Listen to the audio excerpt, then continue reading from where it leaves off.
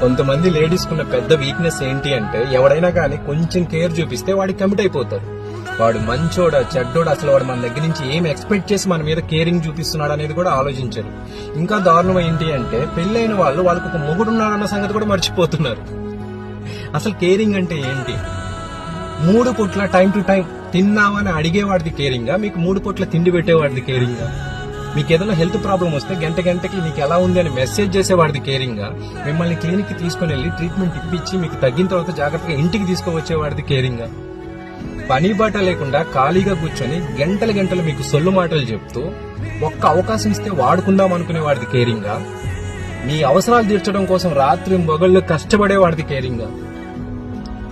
వాడి పెళ్ళం టైంకి తింటుందో లేదో తెలుసుకోలేని వాడు ఇంకొకటి పెళ్ళాన్ని మాత్రము టైం టు టైం తిన్నావా లేదని అడుగుతాడు. వాడు మీ మొగుడి కన్నా గొప్పోడా?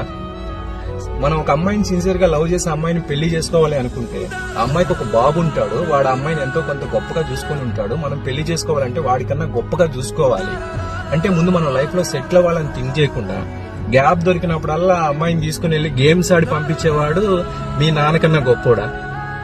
మీరు ఒక అరగంట వాడిని మోస్తే మీతో వాడి అవసరం తీరిపోద్ది అనుకునే వాడికి బాధ్యత ఎలా తెలుస్తుంది?